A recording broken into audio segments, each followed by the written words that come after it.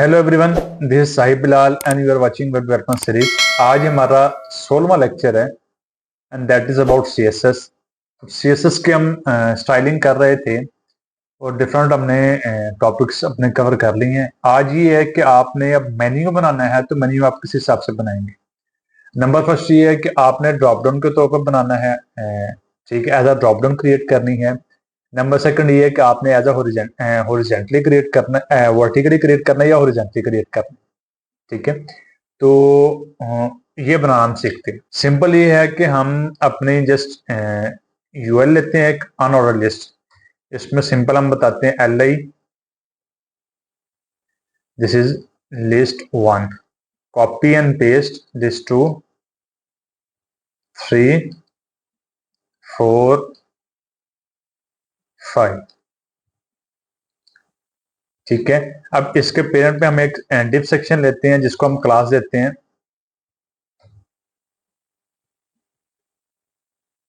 Menu wrapper. अब इस tip को क्लोज किया। सिंपली आपने अपनी ये प्रैक्टिस इस हिसाब से करनी है कि आपने अपने कोड की इंडेंटेशन प्रॉपर चेक करते रहना है। अगर कहीं पे स्पेस मिस हो गई है तो आपने अपने कोड को वैसे ही इंडेंट करना है जैसे मैंने कोड सेलेक्ट किया। प्रीवियस मेरा कोड था इस हालत के अंदर, मैंने डिव क्लोज किया तो डिव ना प्रीवियस स्टेप के ऊपर क्लोज हो रही है। पता नहीं चल रहा है कि इसका पेरेंट जो इसका जहां से ओपन हो रही है वो अपने उसके इक्वली क्लोज नहीं हो रही। तो आपने ये इंडेंटेशन साथ साथ करते रहना प्रॉपरली। आपने इसको अपने प्रैक्टिस बनाना है ताकि आपको आगे आगे आसानी होगी आपको। अगर जारी बात अगर दोबारा आपने अपने ही कोड में काम करना है तो फिर एक ही लाइन में कोई भी ढंगा सा कोड है वो बंदे को गुस्सा आता है इसके ऊपर। ये हमारे पास लिस्ट सिंपल आ गई है, ठीक है। अब सबसे पहले ये है कि मैं अब बैकग्राउंड एक कलर दे रहा हूं इसको। मैं ये जो मेन्यू रैपर है इसको एक बैकग्राउंड कलर देता हूं स्टाइल शीट के अंदर, जिससे बाज हो जाएगा ये हमारा जी मेन्यू है। Background colour is equal to black. Black था, अब उसके ऊपर टेक्स्ट भी ब्लैक है तो इस वजह से वो नजर नहीं हो रहा। तो नो वरीज, हम उसके टेक्स्ट कलर चेंज कर लेते हैं। अब नेक्स्ट ये है कि हम इसको साथ कर देते हैं। देन यूएल है हमारे पास एंड देन है L I. Colour is equal to white, that's it. ये कलर हमारे पास उसका व्हाइट आ गया। अब ये है कि अब सबसे पहले ये है कि हमारी जरूरत, ये जो डॉट्स हैं ये हमारी जरूरत नहीं है, ठीक है। तो सबसे पहले हम अपना डॉट्स खत्म करते हैं। इसको मैंने कॉपी कर लिया। यहां पे मैं इसको करता हूं जी list style type is equal to none. खत्म हो गई। अब आपको फिर एक लेफ्ट साइड से स्पेसिंग नजर आ रही होगी जो बाय डिफॉल्ट तौर पे ऐड होती है इस डॉट्स की वजह से या नंबरिंग की वजह से। अब हम इसको भी रिमूव करते हैं। Padding left is equal to 0 px। 0 कर दें या 0 px, उसका कोई मसला नहीं है। ये बिल्कुल आप साथ जुड़ गए। अब इसके साथ ये है कि हमारी जो रैपर की विड्थ है वो उसकी विड्थ है 100%। हम इसको एक विड्थ डिफाइन करते हैं, इसको ऑलमोस्ट 200 या 250 px के अंदर ले आते हैं।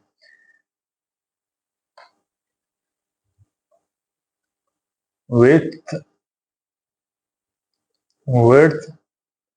250 px। सिंपल, अब ये आ गया। अब ये सिंपल हमारे पास आ गया, ठीक है।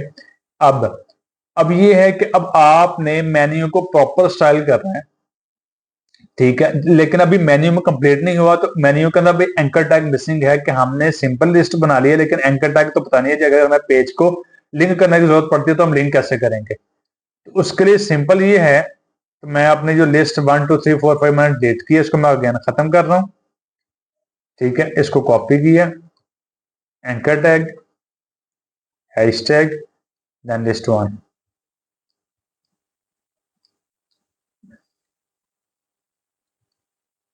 2 3 4। अब ये हमने कर लिया। अब आपको याद होगा कि हमने लिस्ट का कलर व्हाइट दिया था, लेकिन अब लिस्ट के अंदर अगर अब नेक्स्ट दूसरा टैग आ गया तो उसने अपनी डिफॉल्ट प्रॉपर्टी भी साथ अप्लाई करनी है। अगर मैं लिस्ट के अंदर हेडिंग ले लेता हूं तो हेडिंग की भी जो जितना फॉन्ट साइज होगा वो उतना ही फॉन्ट साइज लेगा। तो मैं अब लिस्ट के अंदर मैं इसके ए के टैग को करता हूं जी, इसका कलर होना चाहिए, हाँ कलर होना चाहिए व्हाइट। अब ये हमारे पास उसने क्रिएट कर दिया, ये हमारे पास अब लिंक्स प्रॉपर क्रिएट हो गए, अब मेन्यू है हमारे पास। अब इसको अगर हमने मजीद बेहतर से बेहतर करना तो उसको हम स्टाइलिंग हम करते रहेंगे। सबसे पहली बात यह है कि हमारे पास इसका जो टेक्स्ट डेकोरेशन जो अंडरलाइन आ रही है वो हमें नहीं चाहिए, ठीक है। टेक्स्ट डेकोरेशन नन, खत्म होगी। अब हमने इसकी विड्थ और विड्थ को थोड़ा सा सॉरी हाइट को थोड़ा सा इंक्रीज करना है ताकि थोड़ी सी खूबसूरत लगे। इसको मैं हाइट में इसको फिक्स भी दे सकता हूं, लेकिन हमने कोशिश करनी है कि हम पैडिंग के थ्रू या मार्जिन के थ्रू अपने कॉलम्स की हाइट वगैरह को मैनेज किया करें। पैडिंग अब हमने टॉप बॉटम से देनी है जी, हमने 10 पिक्सल देते हैं, राइट लेफ्ट से देते हैं जी 0। अब यहां पे ये है कि अगर आप देखेंगे तो हमने जब लिस्ट अप्लाई अपनी एंकर टैग को हमने अप्लाई की है, पैडिंग अप्लाई किया तो पैडिंग अप्लाई नहीं हो रही। उसके लिए हमें अब हमने अगर ऐसे को ब्लॉक लेवल को हमने इसको स्टाइलिश को ऐड करना तो हमने इसको पहले डिस्प्ले ब्लॉक करना पड़ेगा। अभी हम डिस्प्ले ब्लॉक करते हैं तो देख लेते हैं। हमने इसको डिस्प्ले ब्लॉक किया तो इसने पैडिंग मार्जिन वगैरह उसने अप्लाई कर दी है, सिंपल। ये वो हमारे पास आ गया, मैंने कुछ बेहतर नजर आना शुरू हो गया। अब ये है कि लेफ्ट साइड से स्पेस ज्यादा ले रहा है, ठीक है। डिस्प्ले ब्लॉक किया तो डिस्प्ले ब्लॉक करने की वजह से इसकी जो विड्थ है वो 100% हो गई है, ठीक है। पैडिंग हमने पैडिंग देकर हमने इसकी हाइट इंक्रीज कर ली हुई है। अब इसकी जो साइज आ रहा है वो 250x38 आ रहा है। 250 इसकी विड्थ था, 38 पिक्सल इसकी हाइट है। अब हमने लेफ्ट साइड से पैडिंग देनी है ताकि वो बिल्कुल साथ जुड़ा हुआ ना हो। तो उसके लिए सिंपल ये है कि हम लेफ्ट से देते हैं। अब 4 वैल्यूज में यहां पे पास करता हूं, top, right, bottom and left. मैं कहता हूं जी यहां पे 10 pxc होनी चाहिए। व्यू आ गया जी, आ गया। अगर हम चाह रहे हैं कि हाँ जी हमने जी इसकी वो सिंपल लेफ्ट से नहीं करनी है, हमने इसको टोटली सेंटर के अंदर ले आया तो हम इसको सिंपल टेक्स्ट लाइन सेंटर कर लेते हैं। ये सारी आपने प्रॉपर्टीज काफी पढ़ी हुई हैं, बस उसको रिपीट कर रहे हैं ताकि हम एक अच्छा मेन्यू बना लें। अब आगे वाले जो हमारे लेक्चर्स होंगे वो लेक्चर होंगे इस हिसाब से कि हमने कोई भी अपना वो टॉपिक आपकी काफी सारी चीजें रिपीट होते रहेंगे, like margin, padding, display block, font size, font family, colours, background colours वगैरह वगैरह सारी चीजें अब रिपीट ही होनी है। अब ये है कि हमने उसको डिफरेंट स्टाइल के थ्रू अप्लाई करके देखना है। ये कर लिया। अब इसके ऊपर ये है कि मैं माउस उसके ऊपर लेके जा रहा हूं तो उसको कोई इफेक्ट नहीं हो रहा, ठीक है। तो उसके लिए हमने अब होवर इफेक्ट ऐड करना है। तो मैं इसको अगेन एंकर टैग की जो क्लास प्रॉपर है इसको मैं कॉल करता हूं, मैं होवर का इफेक्ट ऐड करता हूं। मैं कहता हूं जी बैकग्राउंड कलर है जी ग्रीन। अब ये देखें जी ब्लैक, पीछे बैकग्राउंड में भी डार्क कलर है और फ्रंट में भी डार्क कलर, लेकिन वाजे हो रहा ब्लैक कलर अलग है और ग्रीन कलर अलग है। मैं इसको जी मैं चलो कहता हूं जी व्हाइट कलर कर दें इसे। अब व्हाइट कर देंगे तो हमारा टेक्स्ट कलर भी व्हाइट है, ठीक है, जिसको सिर्फ हमारा टेक्स्ट शो नहीं होगा, ठीक है। अब उसके साथ हमारा ये जो बॉडी है उसका बैकग्राउंड कलर भी व्हाइट है। तो उसके लिए हम सबसे पहला काम ये करते हैं कि हम होवर के इफेक्ट के ऊपर हम इसका कलर चेंज करते हैं, कलर कर देते हैं जी ब्लैक,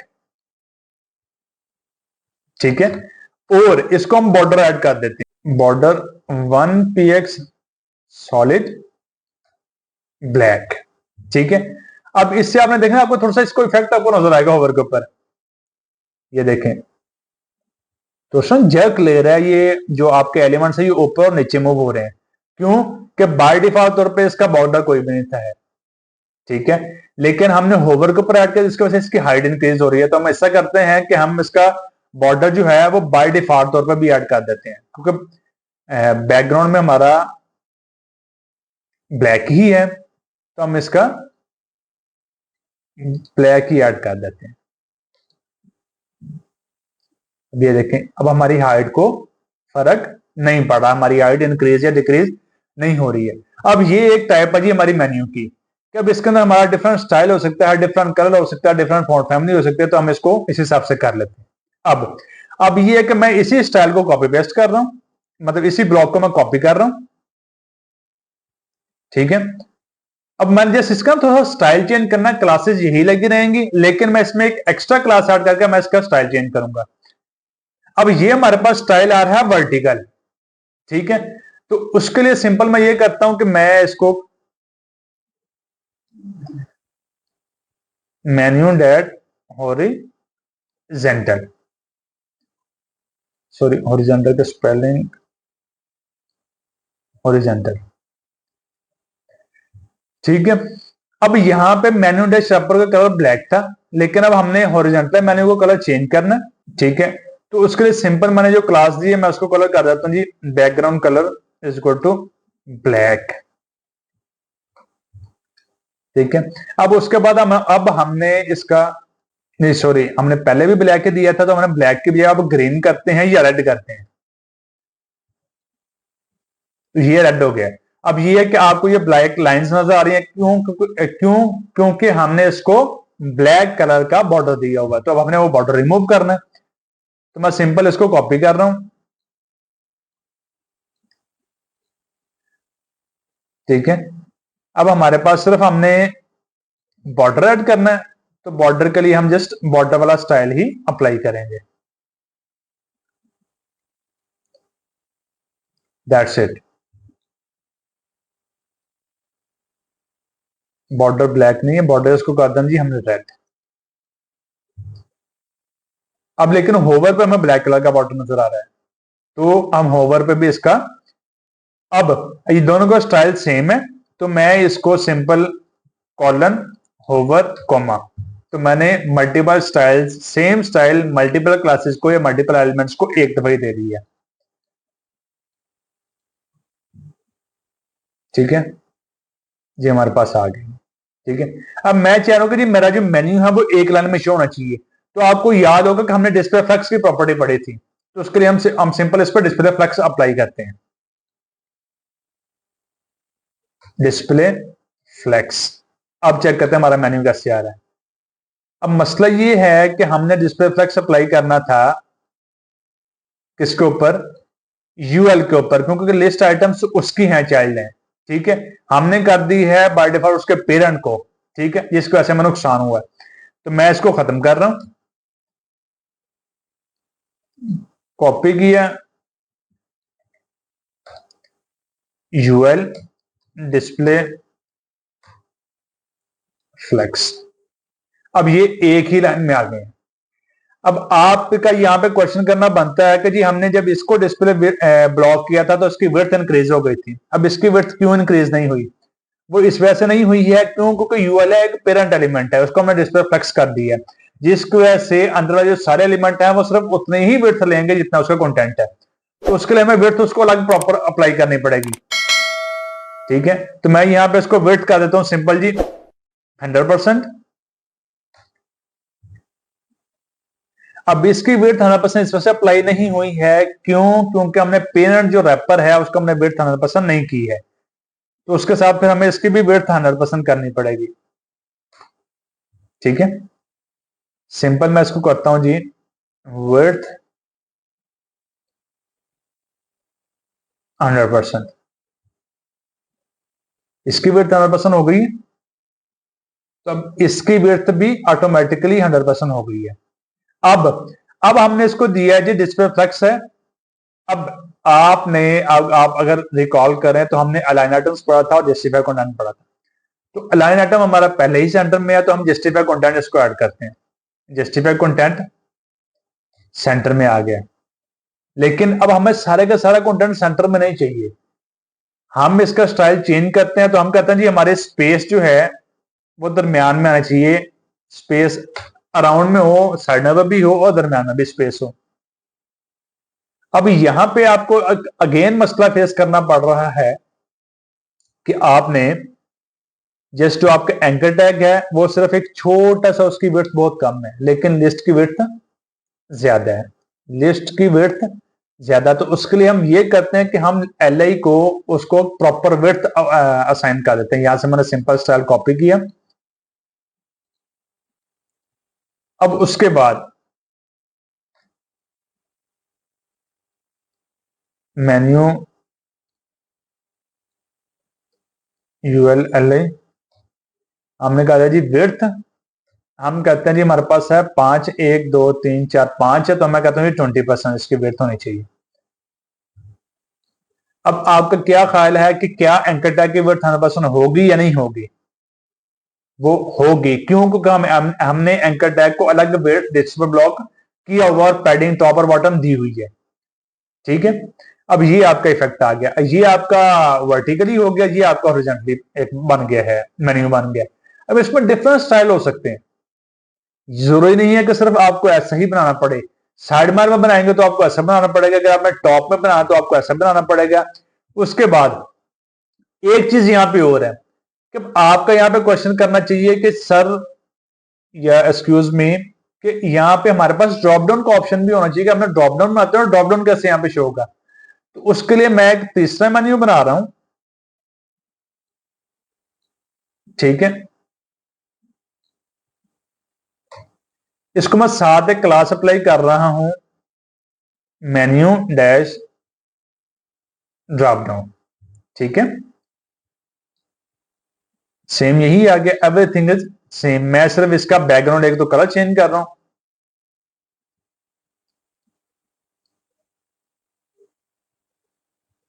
बैकग्राउंड कलर है जी, सॉरी मैंने बैकग्राउंड प्रॉपर्टी नेम नहीं लिखा।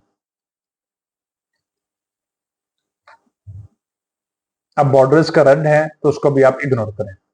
अब इसके हिसाब से जो अच्छा तरीका है वो यही है कि आपने जिस लिंक के अंदर आपने वो बनाना है ड्रॉप डाउन, जिस फॉर एग्जांपल लिंक लिस्ट 3 के अंदर आपने ड्रॉप डाउन ऐड करना है, तो आपने उस लिस्ट के टैग के अंदर ही ड्रॉप डाउन के मेन्यू आपने क्रिएट करना है।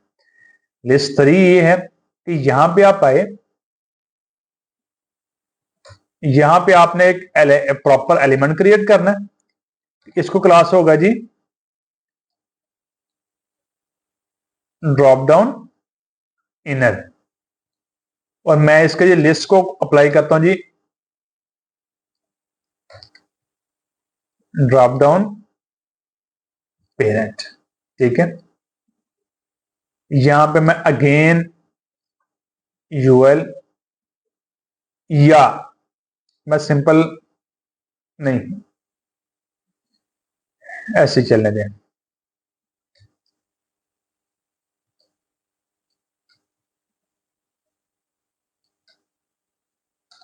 एशरफ hashtag child 1 child 2 child 3।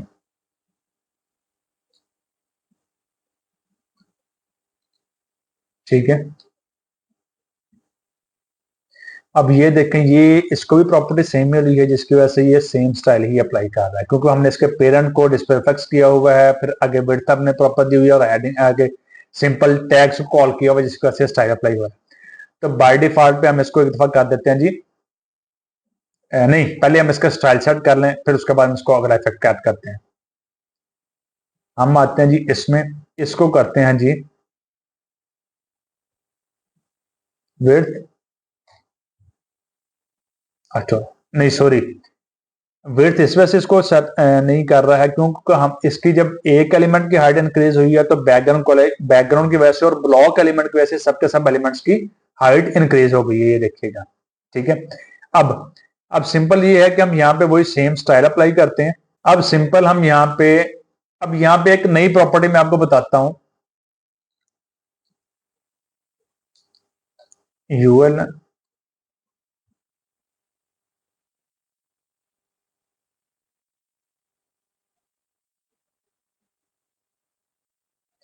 यूआर command इस पर फ्लेक्स दी हुई है। अब यहां पे ये होता है कि जब आपने एलिमेंट्स को एक ही लाइन में लेके आना हो तो उसके बाद हम उसकी डायरेक्शन भी डिफाइन कर सकते हैं कि इसकी डायरेक्शन रो के अंदर होगी या इसकी डायरेक्शन कॉलम के अंदर होगी। तो मैं सिंपल इसकी डायरेक्शन अब चेंज कर रहा हूं, फ्लेक्स, उसके लिए होता है फ्लेक्स डायरेक्शन कॉलम। ठीक है, तो ये हमारे पास उसकी फ्लेक्स डायरेक्शन आ गया, वो कॉलम आ गई है इसकी, सिंपल। ठीक है, अब हमने लिस्ट की विड्थ भी इंक्रीज करनी है इसके साथ।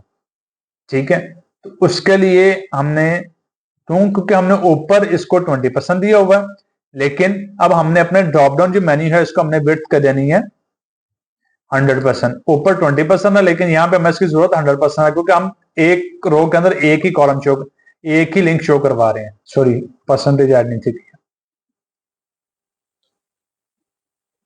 अब यूएस ने क्रिएट कर दिया, ठीक है। अब नेक्स्ट हम चलते हैं। अगर आपको याद हो तो हमने एक आखिरी प्रॉपर्टी पढ़ी थी पोजीशन एब्सोल्यूट की। पोजीशन एब्सोल्यूट से ये होता है कि आप अपने उसको कंटेंट को मूव करवा सकते हैं अपने हिसाब से, कि आप उसके पोजीशन कहीं भी चेंज कर सकते हैं जो इफेक्ट नहीं करती है किसी दूसरे एलिमेंट को। तो उसके लिए सिंपल ये है कि मैं इसको कर रहा हूं जी पोजीशन एब्सोल्यूट विड्थ। अब पोजीशन एब्सोल्यूट करने के बाद हमें इसको अब प्रॉपर एक विड्थ असाइन करनी होगी, तो उसको मैं विड्थ करता हूं जी 100 px, लेकिन हमारी विड्थ बहुत ज्यादा है। मैं इसको कर देता हूं जी 200 px, लेट्स सपोज, ठीक है। अब इसका बैकग्राउंड नहीं आया, तो अब मैंने इसको बैकग्राउंड भी अलग से असाइन करना है, बैकग्राउंड ग्रीन, ठीक है। तो सिंपल ड्रॉप डाउन इनर को हमने पकड़ा,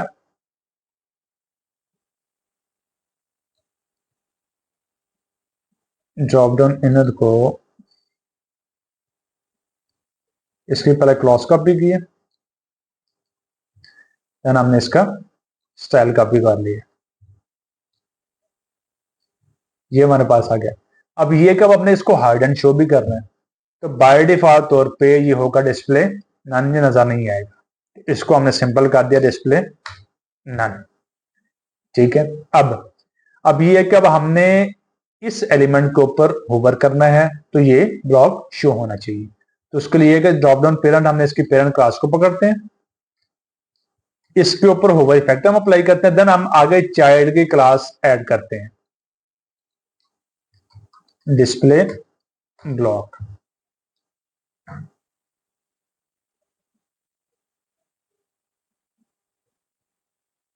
टन है, ये आपका मेन्यू बन गया। आज आपने ड्रॉप डाउन मेन्यू कर लिया है, हॉरिजॉन्टली मेन्यू और वर्टिकल मेन्यू। मेन्यू आप किसी भी तरह से बना सकते हैं, उसका design, colour combinations, background colour, font family, उसके बाद विड्थ, हाइट, बॉर्डर कलर, तो उसके बाद बॉर्डर रेडियस अप्लाई करना है, तो उसके बाद आपने इसकी थोड़ी सी पोजिशनिंग चेंज करनी है, आपने लेफ्ट साइड के ऊपर क्रिएट करना है, टॉप के ऊपर करना है, राइट के ऊपर करना है, बॉटम में करना है, सेंटर में करना है, कहीं भी करना है, वो आप इजीली कर सकते हैं। So that's it for today, thank you so much, Allah Hafiz.